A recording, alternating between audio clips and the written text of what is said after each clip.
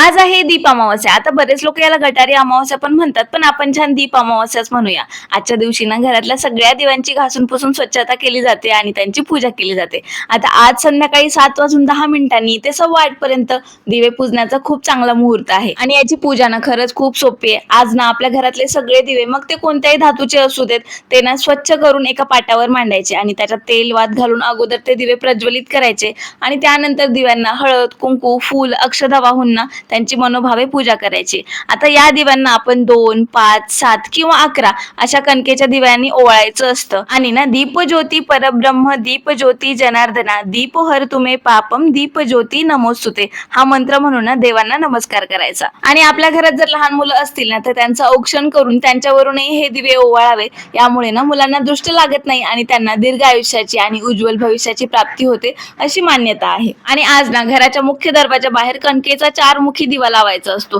त्यात ना काळे तीळ, मोहरीचे किंवा तिळाचे तेल आपण टाकू शकतो आणि देवांना नमस्कार करून त्यांचे आभार मानायचे. तसेच आजच्या दिवशी ना पितरांचे तर्पण करायचे असते. त्यासाठी नैऋत्य दिशेला एक कणकेचा तीळ टाकून दिवा लावायचा असतो. असं म्हटलं जातं की आजपासून ना पितृ लोकातून आपल्याकडे येण्याचा प्रवास सुरू करतात.